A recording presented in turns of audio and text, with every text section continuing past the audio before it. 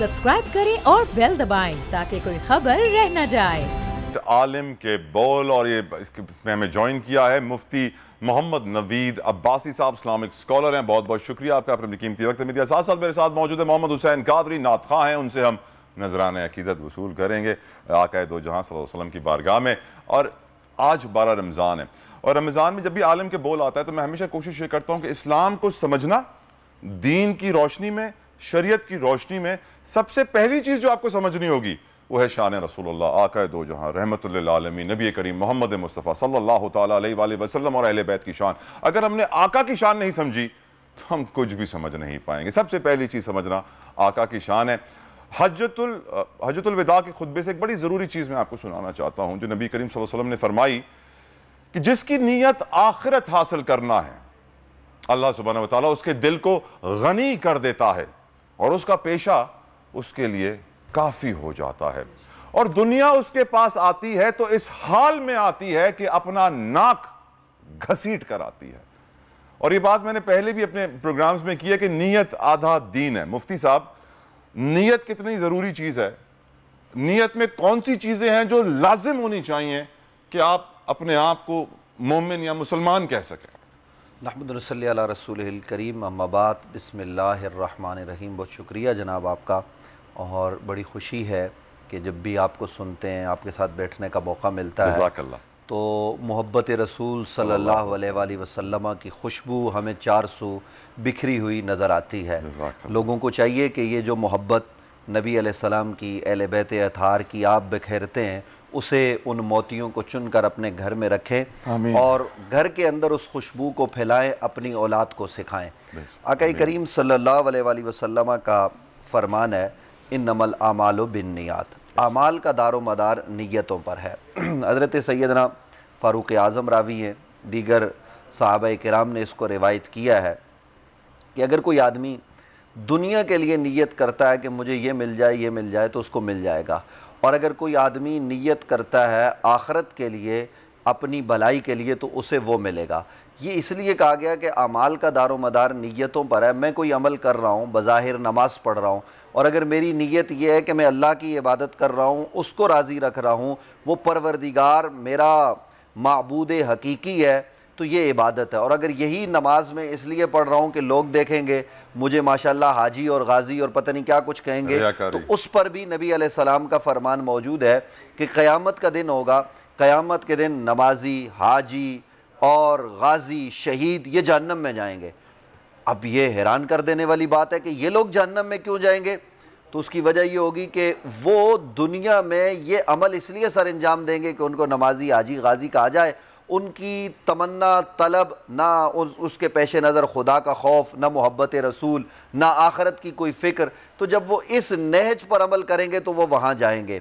तो इसलिए ज़रूरत इस बात की है कि हम सबसे पहले तो अपने पेश नज़र, जैसा कि आपने आगाज़ में कहा कि सारी चीज़ तो उसकी बुनियादी मोहब्बत रसूल पर है। और कुरान मजीद फ़ुरक़ान हमीद हमें क्या दर्स देता है? कुरान कहता है, लक़द कान लकुम फ़ी रसूलिल्लाहि उस्वतुन हसना, अलबत्ता तहकीक तुम्हारे लिए रसूलुल्लाह सल्लल्लाहु अलैहि वसल्लम की ज़िंदगी बेहतरीन नमूना है।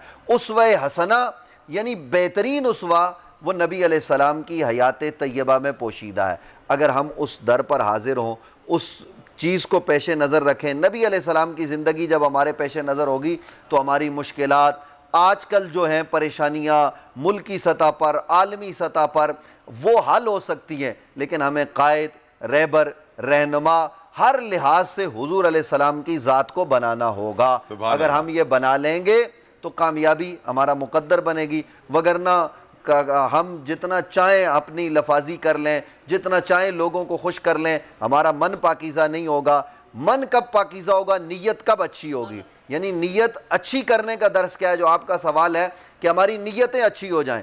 कहीं ना कहीं तो नीयत में खोट आ जाती है, तो आपको पलट के दरे मौलाए मुर्तज़ा पर जाना पड़ेगा कि बंदे को लिटा दिया, वो काफिर है, तलवार चलाने लगे, उसने थूक दिया, ये रिवायत मौजूद है, तो आपने उसको छोड़ दिया और क्या कहा? पहले तो मैं तुझे मार रहा था अल्लाह की रजा के लिए, अब मैं अली तुझे मारूंगा, अगरचे ये बात भी मैं किबला आपके गोश गुदार कर दूं, अली کہ وہم و گمان میں، اس کے تصور میں بھی اللہ نے اس کو اتنا پاکیزہ بنایا ہے کہ علی کے تصور میں بھی یہ بات نہیں آ سکتی کہ میں ذات کے لیے کر رہا ہوں، لیکن آپ نے یہ اپنا عمل لوگوں کے لیے مشعل راہ بنایا ہے کہ جہاں خیال بھی گزرا کہ میری ذات کا معاملہ ہے تو وہاں چھوڑ دیا، کہا ہم تو کرتے اللہ کے لیے، ہمارا نظام زندگی کا چلتا ہے اللہ کے لیے، مصطفیٰ کے لیے، اپنی ذات کے لیے نہیں۔ تو یہاں ہمیں پتہ چلتا ہے کہ دیکھیں نیت جہاد کی تھی تو جہاد پر ہی فوکس تھا، لیکن جب بات اپنی آنے کا اندیشہ ہوا، خود کو نہیں کہ کوئی یہ کہے گا، آپ نے اس کو چھوڑ دیا یا وہ یہ خیال کرے گا، تو یہاں ہمیں اس در سے اپنی نیتیں ٹھیک کرنے کا بھی موقع مل سکتا ہے۔ ہم رسول اللہ صلی اللہ علیہ وسلم کی محبت ہمارے سینوں میں جاگزی ہو، اہل بیت اطہار کی محبت ہو، جب یہ محبتیں جاگزی ہو جائیں گی تو پھر میں نہیں سمجھتا کہ نیت خراب ہوگی، پھر نیت خود بخود درست ہو جائے گی۔ سبحان اللہ، سبحان اللہ۔ کالر ہے ہمارے ساتھ، جی پوچھئے، کیا سوال پوچھنا چاہیں گے؟ ولید لاہور سے۔ جی السلام علیکم۔ جی ولید بھائی وعلیکم السلام، پوچھئے۔ جی میرا نام ولی خان ہے، لاہور سے بول رہا ہوں۔ جی ولی بھائی، میرا سوال یہ کہ شرک کے بارے میں کچھ معلومات دی، شرک کس سے کہتے ہیں؟ شرک کے بارے میں معلومات، یقیناً بہت بہت شکریہ آپ کے سوال کا ولی بھائی، بڑا آپ نے ایک سوال ایسا پوچھا ہے جو تقریباً ہم سب مسلمانوں کو کلیئر ہے کہ آف کورس اللہ تعالیٰ، اللہ سبحانہ و تعالیٰ کے ساتھ کسی کو بھی شریک کرنا ایز رب شرک کہلاتا ہے، اور بالکل اس کی ممانعت ہے، بالکل نہیں کرنا چاہیے، بہت بڑا گناہ ہے۔ لیکن ایک عجیب سی بات ہے عباسی صاحب، ہمارے معاشرے میں، ہماری سوسائٹی میں لوگ شرک سے بڑا ڈرتے ہیں، جبکہ فتح مکہ کے بعد آقا دو جہاں نبی کریم صلی اللہ علیہ وسلم نے واضح کہہ دیا کہ مجھے اپنی امت سے شرک کا ڈر نہیں ہے، اب مال کے پیچھے بھاگیں گے، اور کس چیز کا ڈر؟ آپ بتائیے سر۔ بہت خوب آپ نے اشارہ کیا ماشاءاللہ۔ میں یہ گزارش کروں گا کہ دیکھیے ان الشرک لظلم عظیم، شرک سب سے بڑا ظلم ہے، اس سے بڑا کوئی ظلم نہیں ہو سکتا۔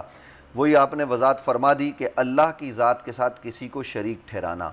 آج بھی دنیا میں مشرک موجود ہیں جو بت بنا کر ان کی پرستش کرتے ہیں، ہم ان کی بات نہیں کر رہے۔ آج المیہ یہ ہے کہ ہم ایک دوسرے کو کافر اور مشرک کہنے لگ گئے، اور یہ بھی کمی ہے کہ ہمارے پاس محبت رسول موجود نہیں ہے، اسوہ رسول پر عمل نہیں ہے۔ وگرنہ آپ دیکھیے کہ آقا کریم صلی اللہ علیہ وآلہ وسلم ہر سال شہدائے احد کے مزارات پر جاتے۔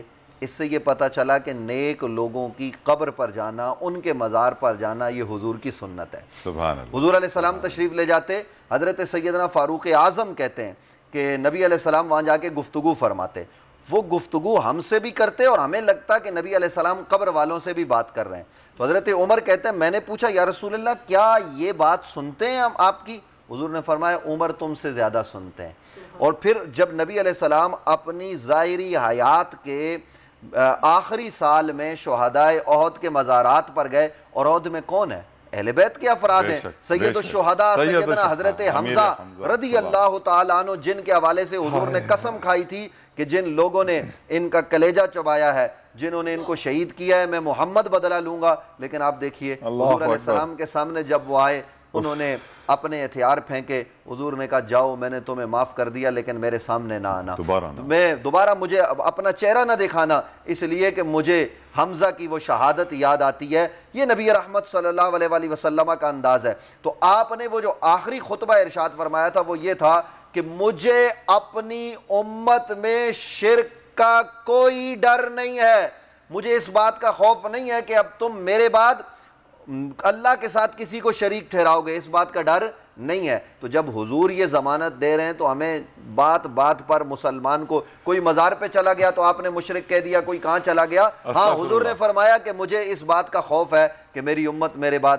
دنیا میں مبتلا ہو جائے گی، درہم و درائر کا جو ہے وہ معاملہ۔ آج کل آپ دیکھیے، ابھی آپ خبر سنا رہے تھے، یہ سب کیا ہے؟ یہ ہم دنیا کے لت پت میں پڑ گئے۔ ہمارا اصل میں وہ جو قبلہ محبت رسول ہے اور قبلہ محبت اہل بیت و صحابہ ہے، اس سے ہم دور ہو گئے۔ اگر ہم اس پر فوکس کریں تو کامیابی ہمارا۔ سبحان اللہ۔ میں چاہوں گا کہ مفتی صاحب آپ اس موقع کا ہم فائدہ اٹھاتے ہوئے لوگوں کو یہ بتائیں کہ اسلام کے بڑے گناہ، میں خیال 6 یا 7 ہیں، وہ کون سے ہیں مفتی صاحب؟ دیکھیے گزارش یہ ہے کہ گناہ حضور انور صلی اللہ علیہ وآلہ وسلم نے ہمیں اس سے بچنے کا درس دیا۔ سب سے بڑا گناہ وہی ہے کہ بندہ ہو، انسان ہو، اور وہ رب کے ساتھ کسی کو شریک ٹھہرائے، اس سے بڑا گناہ نہیں ہو سکتا۔ لیکن اس کے بعد جب ہم مسلمان ہو جاتے ہیں، کلمہ پڑھ کے دائرہ اسلام میں داخل ہو جاتے ہیں، تو پھر بڑے بڑے گناہ ہیں جن سے اجتناب کرنے کا، معصیت سے بچنے کا، ہمیں ذم سے بچنے کا حکم قرآن نے بھی دیا، نبی رحمت صلی اللہ علیہ وآلہ وسلم کے فرامین نے بھی ہمیں عطا کیا۔ ان میں کیا ہے؟ ان میں یہ ہے کہ اگر ایک آدمی نماز نہیں پڑھتا یہ بڑا گناہ ہے، لیکن یاد رکھیے کسی کا دل دکھانا یہ بھی بہت بڑا گناہ ہے۔ اسی طریقے سے مسلمان کے ایک مسلمان بھائی کی غیر موجودگی میں اس کی پیٹھ کے پیچھے غیبت کرنا یہ بہت بڑا گناہ ہے۔ کسی مسلمان کو قتل کرنا یہ ظلم عظیم ہے، یہ بہت بڑا گناہ ہے۔ اسی طریقے سے آپ ذرا اندازہ لگائیے کسی کی قتل میں مشاورت میں شریک ہونا یہ بڑا گناہ ہے، سود بڑا گناہ ہے، زنا بڑا گناہ ہے، اس طرح کے بڑے گناہ ہیں۔ لیکن ان سارے بڑے بڑے گناہوں کی معافی ہمیں مل سکتی ہے اگر ہم اللہ کے حضور توبہ کرنے کے لیے حاضر ہو جائیں۔ ابھی یہ ماہ رمضان ہے، ان میں حاضر ہو جائیں، لیلۃ القدر کی بابرکت ساتیں آنے والی ہیں، ان میں حاضر ہو جائیں۔ لیکن میں ناظرین سے ایک بات کہوں گا، اپنے دل کو صاف کرو، اپنے دل میں کسی مسلمان بھائی کے لیے نفرت نہ رکھو، کسی کے لیے آپ کے دل میں کینہ بغض نہ ہو، اور ان کی پیٹھ کے پیچھے غیبت نہ کرو، برائی نہ کرو، یہ بڑے گناہ ہیں۔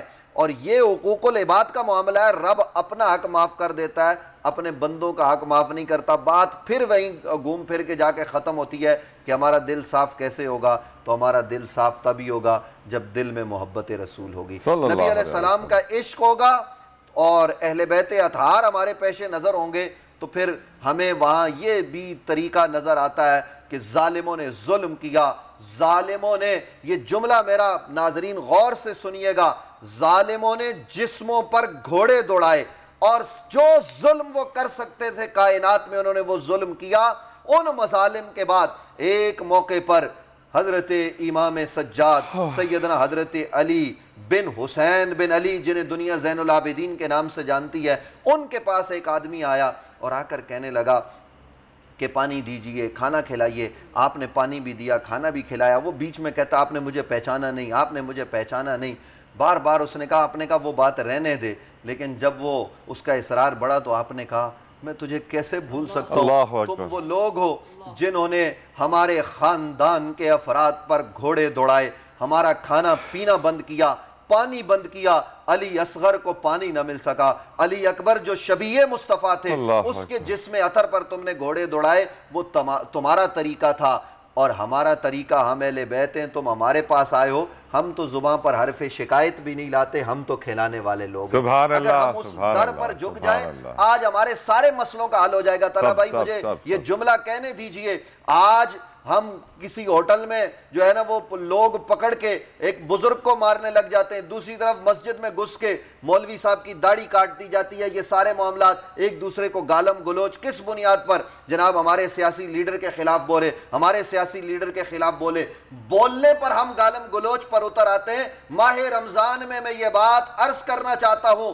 یہاں بول نیوز کے اس پلیٹ فارم سے کہ ذرا غور تو کیجئے، اس سے بڑا ظلم کیا ہوگا کہ سید الشہداء سیدنا امام حسین خاندان رسول کی مقدس مطہر کلیوں کو جناب مسئلہ گیا، لیکن اس کے بعد بھی اگر کوئی زین العابدین کے پاس آیا، صرف زین العابدین کے پاس نہیں، امام باقر کے پاس آیا، حضرت جناب امام جعفر صادق کے پاس آیا، امام زید بن علی کے پاس آیا، جتنے یہ ائمہ ان کے پاس کوئی آیا تو آنے والے کو علم بھی ملا، خیرات بھی ملی، دعا بھی ملی، اور ان کو کوئی جواب یہ نہیں ملا کہ تم نے یہ کیا تھا، کہا تم نے جو کیا وہ تمہارا طریقہ تھا، ہم اولاد رسول ہیں، ہمارا طریقہ یہ ہے۔ تو اگر ہم اس در کو پکڑ لیں تو ہمارے سارے مسئلے حل ہو جائیں گے، سیاسی بھی، سماجی بھی، معاشرتی بھی، اخلاقی طور پر بھی، گھریلو بھی، سارے مسئلے حل ہو جائیں گے۔ سبحان اللہ عباسی صاحب، سبحان اللہ۔ یقیناً آپ کی بات سننے کے بعد میں حیدر کرار، مشکل کشا، فاتح خیبر، حضرت علی المرتضیٰ کا ایک قول آپ کے ساتھ شیئر کروں کہ دشمن کے پاس بھی جاؤ تو اپنی خوشبو پھیلا کے آؤ۔ اللہ تعالیٰ ہمیں اس پر عمل کرنے کی توفیق عطا فرمائے۔ نمرہ لاہور سے ہمارے ساتھ موجود ہے ٹیلی فون لائن پہ۔ نمرہ اپنا سوال پوچھئے پلیز۔ ہیلو، السلام علیکم۔ وعلیکم السلام۔ جی میرا سوال یہ ہے کہ جو رمضان میں جو لوگ فوت ہوتے ہیں، یہ آپ مجھے بتائیں گے ان کا حساب ہوتا ہے کہ نہیں؟ کس چیز کا حساب میری بہن؟ کہ مطلب ان کا اللہ تعالیٰ حساب لیتا ہے، مطلب آخرت میں جب یہ اپنا اللہ تعالیٰ حساب لیتا ہے تو رمضان کے بعد ان کا حساب شروع ہوتا ہے کہ اللہ تعالیٰ ان کو معاف کر دیتا ہے؟ اللہ تعالیٰ بے شک ہر کسی کا حساب لے گا، اس میں کوئی شک نہیں ہے نمرہ، اور حساب لینا اللہ تعالیٰ قیامت کے روز لے گا، لیکن اللہ تعالیٰ غفور الرحیم ہے، ارحم الراحمین ہے۔ یہ اللہ تعالیٰ کا استحقاق ہے کہ وہ جس کو چاہے معاف کر دے۔ اور میں اب آگے بڑھوں گا اور میں چاہوں گا کہ نعت خواں کو موقع دوں۔ میرے ساتھ موجود ہیں محمد حسین قادری صاحب۔ قادری صاحب بسم اللہ کیجئے، اپنا نذرانہ پیش کیجئے۔ ایک میں ہی نہیں ان پر قربان زمانہ ہے، جو رب دو عالم کا محبوب یگانہ ہے، اور کل پل سے ہمیں جس نے خود پار لگانا ہے، کل پل سے ہمیں جس نے خود پار لگانا ہے، زہرا کا وہ بابا ہے، حسنین کا نانا ہے، زہرا کا وہ بابا ہے، حسنین کا نانا ہے۔ ایک میں ہی نہیں ان پر قربان زمانہ ہے، جو رب دو عالم کا محبوب یگانہ ہے، اور آؤ در زہرا پر پھیلائے ہوئے دامن، سبحان اللہ، آؤ در زہرا پر پھیلائے ہوئے دامن، ہے نسل کریموں کی لجپال گھرانہ ہے، ایک میں ہی نہیں ان پر قربان زمانہ ہے۔ سبحان اللہ، سبحان اللہ۔ آقا اور پنجتن پاک آپ کا نذرانہ عقیدت اپنی بارگاہ میں قبول کریں۔ میں بہت شکریہ ادا کروں گا محمد حسین قادری نعت خواں کا، ساتھ ساتھ مفتی محمد نوید عباسی صاحب اسلامک اسکالر ہمارے ساتھ موجود تھے۔ آپ نے بڑی خوبصورت باتیں کی، اللہ تعالیٰ قبول کرے آپ کی یہ نیکیاں۔ یقیناً بہت بڑا یہ منصب ہوتا ہے، مقصد ہوتا ہے کہ آپ دنیا تک اللہ رب العزت کا پیغام پہنچائیں، نبی کریم صلی اللہ علیہ وسلم کا پیغام پہنچائیں۔ آگے بڑھتے ہیں۔ سبسکرائب کریں اور بیل دبائیں تاکہ کوئی خبر رہ نہ جائے۔